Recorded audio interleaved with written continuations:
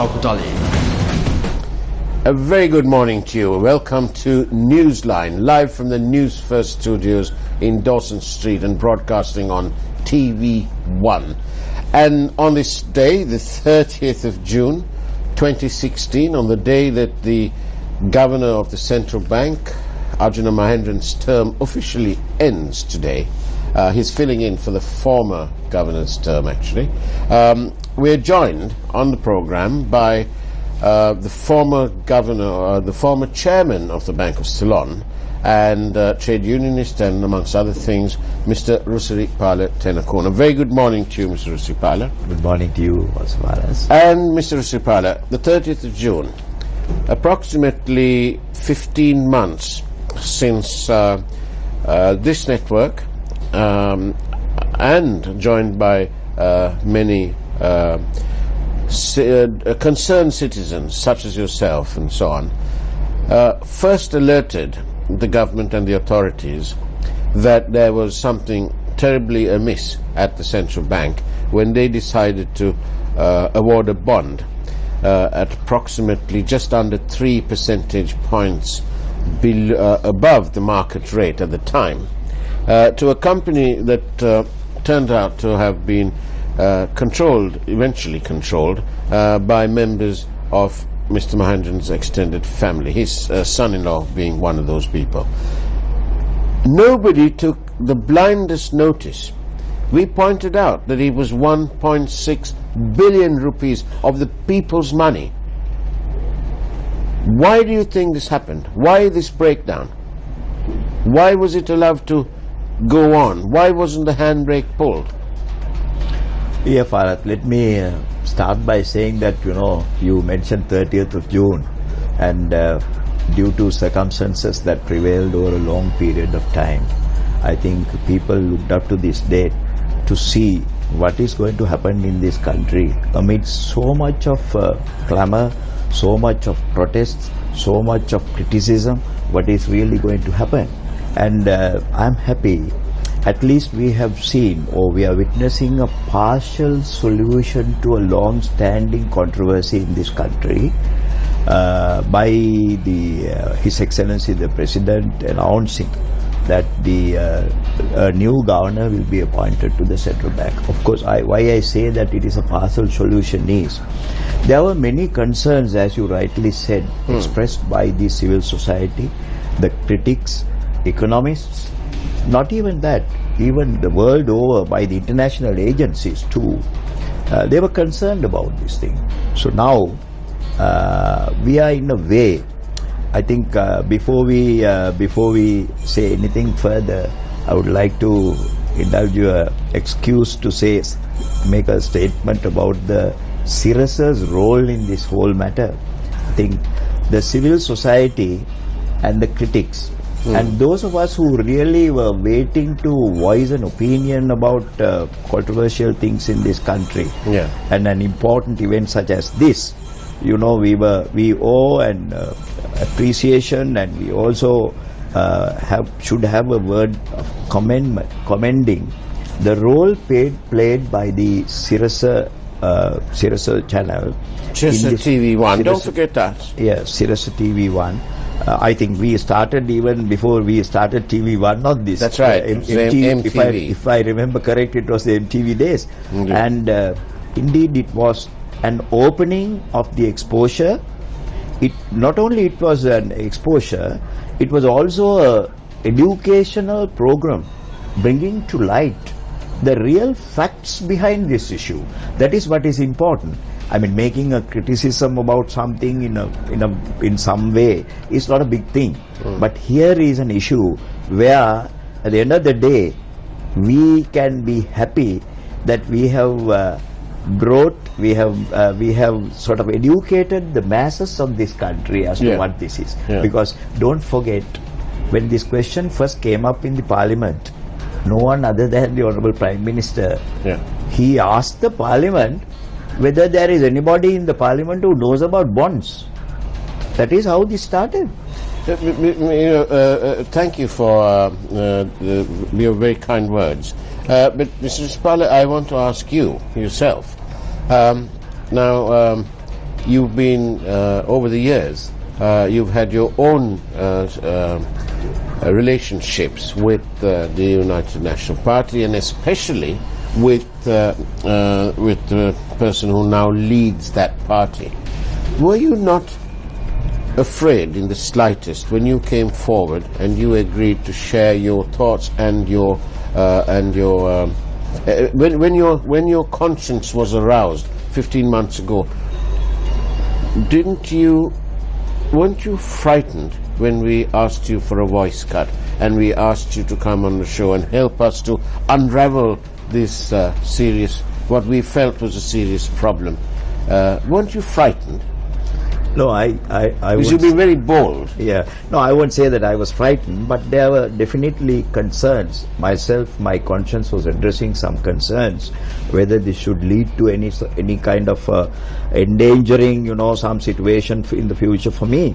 But then, being critical about important thing that is happening in the country with no other agenda in mind, it made me very free and bold, to come forward and make this statement. And especially, at the helm of affairs, we had somebody whom we can rely on for a good Dehapalana period, His Excellency the President.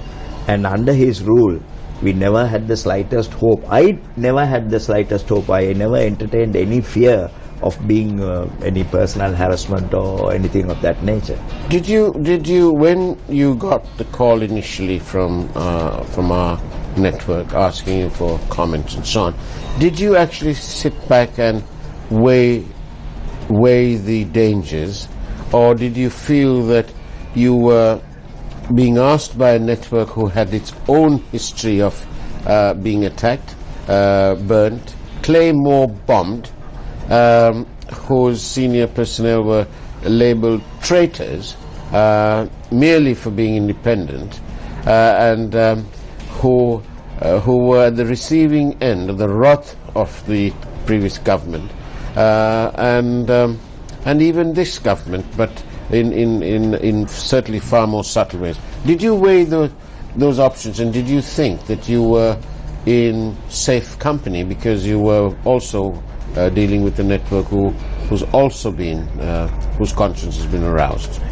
Yeah, but what we cannot forget is that all of us endorse the fact that we have entered into a new era, and that new era would ensure the freedom of speech, the freedom of expression of views. So therefore, basically with that foundation and with that concept in mind, I did not entertain any big fears. But what was more important was, immediately after this bond issue, I got several calls, and I was contacted by very many of my friends who happened to be working with the primary dealers. Right. And the information, the nature of the information was so controversial and so big, and we were more concerned. Overwhelmingly, the issue was more important than any other fear, anything. So therefore we dared it, necessary to come forward and make this statement. And I found that most of the primary dealers who really wanted to express an opinion at that time were scared, as you rightly say now, and they were finding people to pass the information and to front that. That is where I still say that is a very commendable act on your part to have accommodated or this our network who have to have accommodated this, initiated this, and carried it forward to a conclusion. Well, we've got only, as you say, it's only a partial conclusion, but we must point out the absolute dismal failure of this so-called professional banker, he's been described in the press as having had a stellar career in banking. And it is disgraceful that with that background he oversaw an administration which we are now told that no less a person than the Auditor General of Sri Lanka has described that there was a failure on his part to fulfill a professional duty of care. We're not talking about criminality or anything like that, but there was a astounding failure, and wasn't it audacious? This was nothing more, Mr. Rusipala. I don't know if you'll agree with me, but I want to describe this as nothing more than the raping of the treasury of this country. It was nothing more than rape. And not satisfied of the February 2015 bond, they repeated the same thing with such audacity in March of this year. Who's responsible, Mr. Rusipala, for allowing this person and that administration, that management team, to carry on regardless? Back to the point that you raised about the professionalism that is required of this position, I hold an entirely different view for us.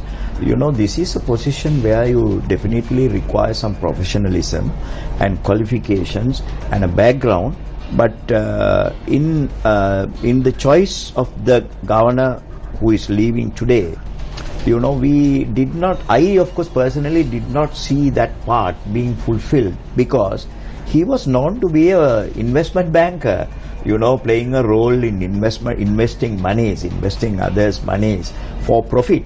Yeah. And that was his speciality as far as we know of his background.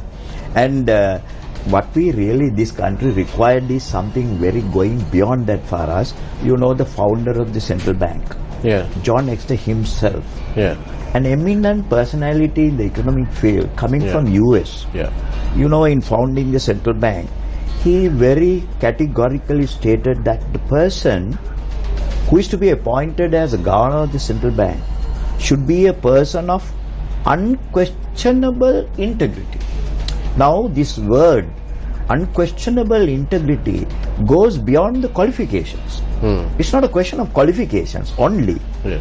You see, it can be the best of professional, but if his integrity is being questioned, no room at the inn at the central bank. It goes beyond. It goes very much beyond. And in this instance, as you said, you know, it's very strange. The moment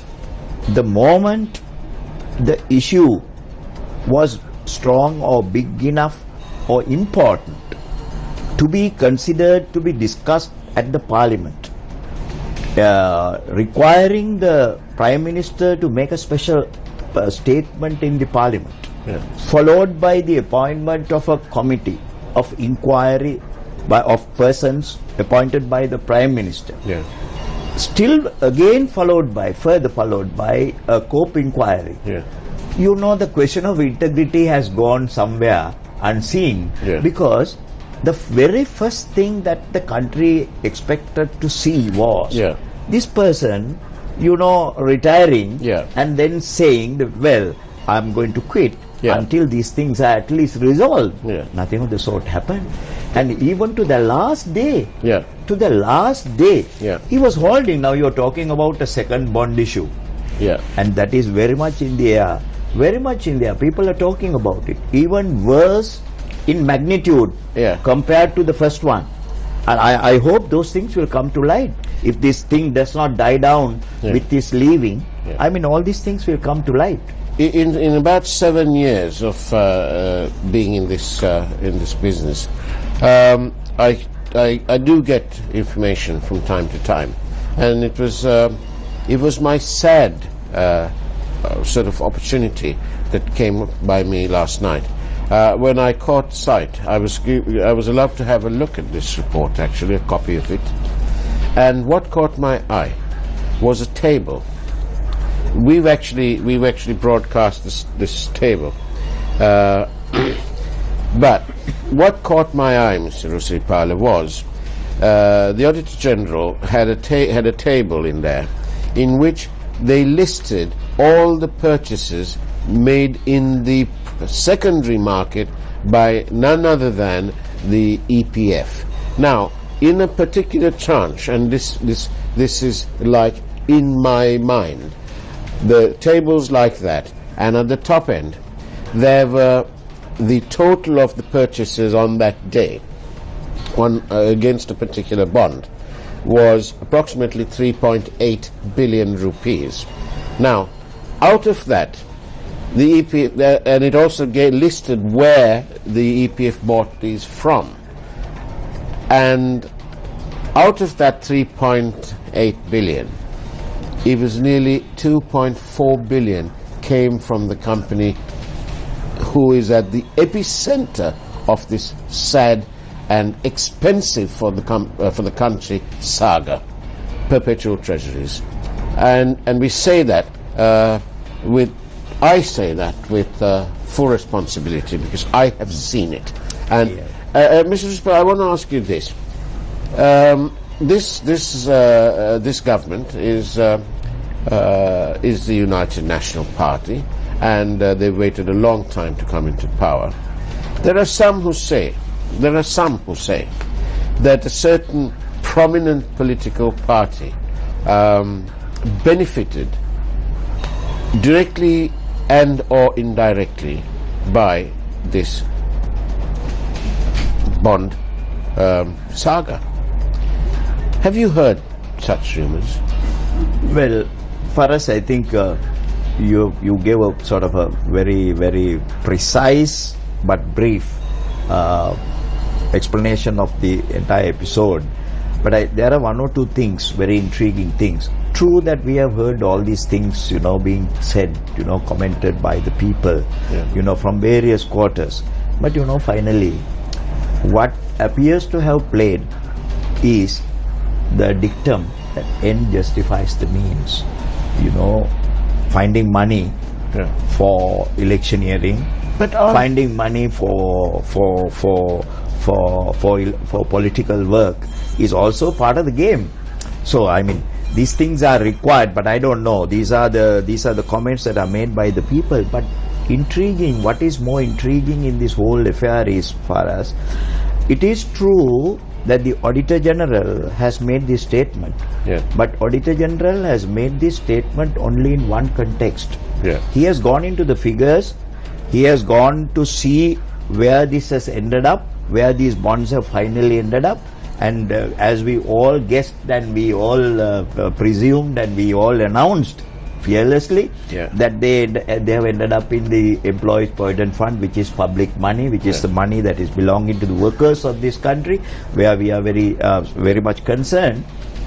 But the Auditor General, it's not within his purview to examine how an attempt was made at the beginning of this game to convert and to segregate the functions of the Provident Fund, also taking it away from the central bank and converting it to a fund. You see, now we, for the people who are critical about this thing, looking at it from different angles, I think we look at it now in retrospect. What we see is a very bad picture. What I see is that there was a deliberate attempt. Now, this question that you are raising today, that the Provident Fund was at receiving end of this, would have been happening more freely if that other policy decision was allowed to happen. Which was to amalgamate. Now this is not in the purview of the Auditor General. Indeed. He has gone into statistics only. Indeed. We're going to take a small, short break. Don't go away. After all, this is Newsline.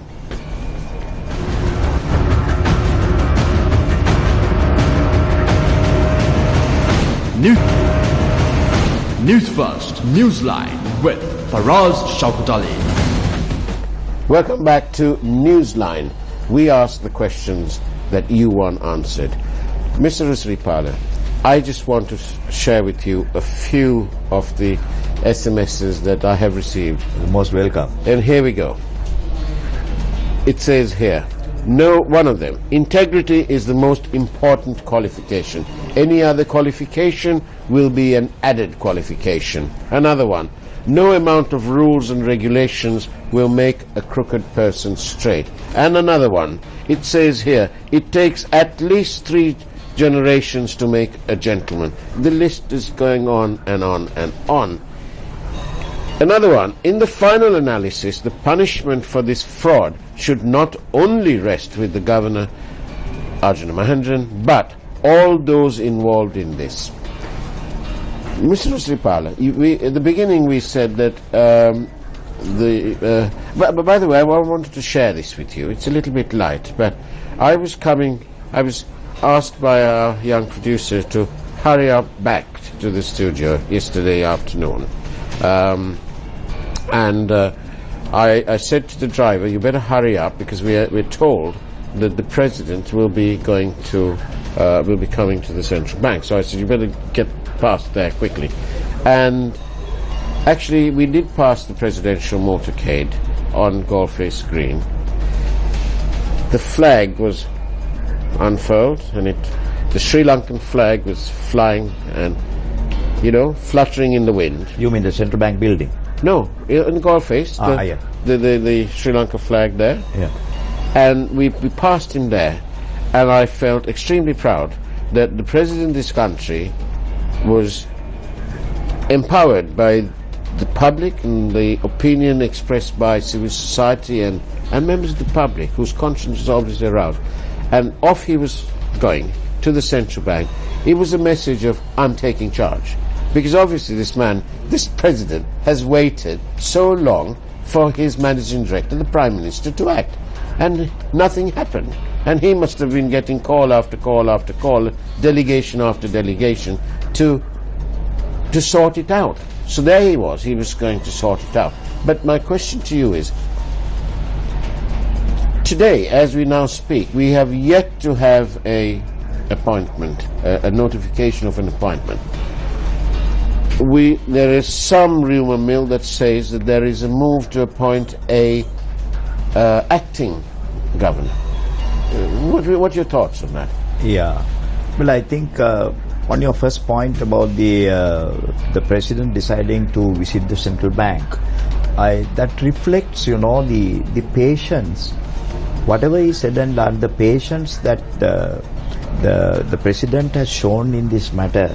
Yeah. Over this long period of time, and permitting the authorities who are responsible for this affair to take control of the thing is great.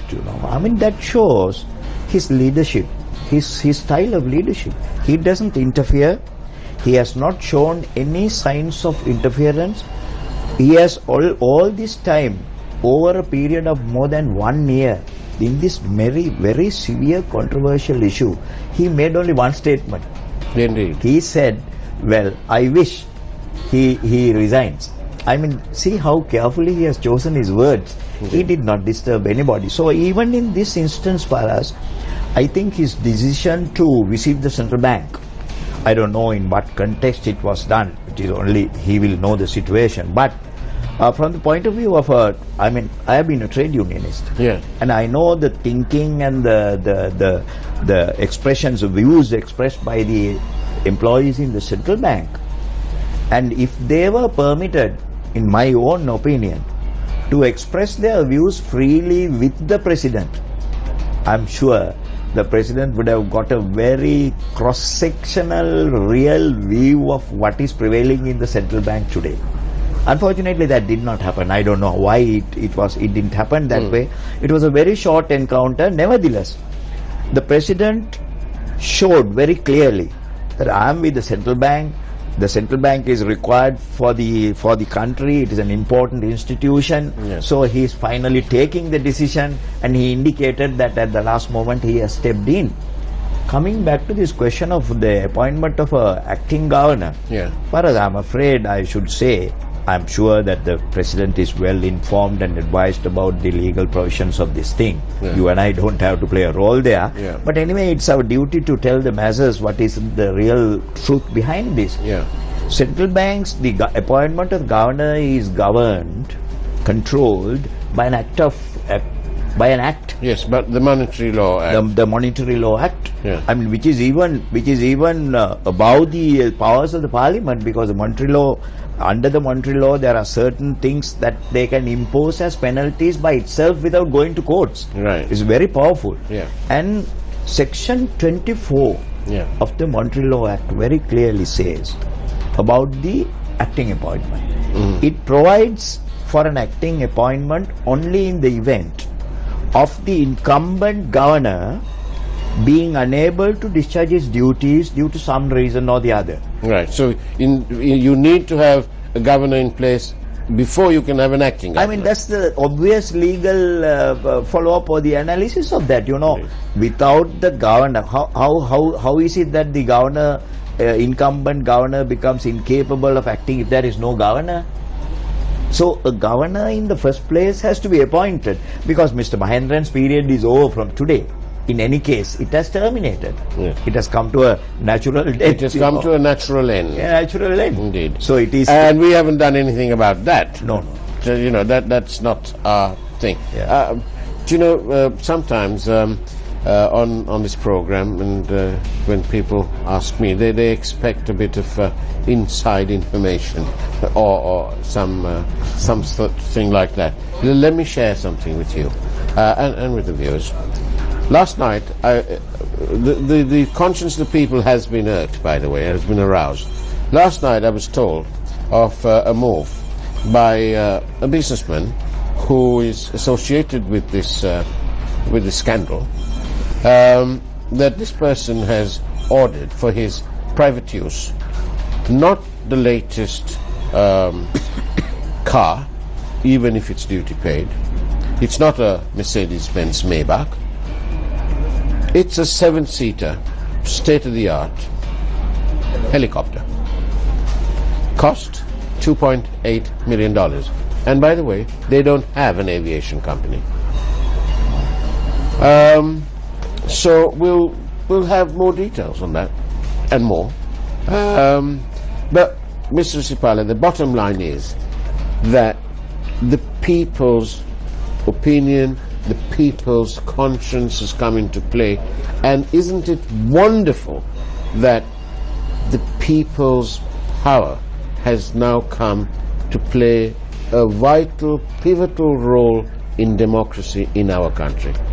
I think thanks to the intervention and the initiation taken by the media, the very role that you all are playing, it is coming to light, it is coming to the forefront, and the people are coming. You see, what we have to remember for us in the context of what you said just now, the super luxuries that some people are thinking of, aspiring to have, or get indulged in, you see, they have totally forgotten the state of the economy of this country. You see, on the one hand, you are showing, how desperate the majority sections of the society are. They don't get the basic needs. And on the other hand, the macroeconomy, that is what is commented on, and what is really happening today is that the macroeconomy is at a very, very dangerous situation. And how can we afford those super luxuries? Indeed. I want last question. Mr. Rusipala, the Auditor General's report is a damning indictment of the governor handpicked by the Prime Minister to come and serve in this country. How on earth is that man going to show his face to businessmen who are taking risks every day and are lucky to make 20% at the bottom line, who are staking everything in the pursuit of providing opportunity for everyone? How did these businessmen view such a rape of the country's treasury when we are a country who patently cannot afford it? Very quickly. Yes, you see this, the report, the outcome of the report is yet to, we yet to know. You have been privy, fortunately, to some of the contents in it. But let it come before the Parliament, let it come before the COP committee, let it come before the public. I'm sure it's going to be a very, very big debate in this country, which will not be forgotten by the civil society. It'll be pursued. It'll be better than the best Bond movie. Exactly. So, book your spaces and watch that debate whenever it happens. In the meantime, Mr. Rusipala Tenakun, for being brave, for being so outspoken, and for being here today, thank you very, very much indeed. Thank you. I consider it a privilege to have got myself associated in a very important issue like this. Thank you. And thank you very much for watching Newsline. We'll be here Monday to Friday, same time, same place. reporting on the matters that are bothering you. In the meantime, think again whenever you want to vote. Thank you for watching Newsline. Take care. Have an excellent weekend ahead of you. God bless.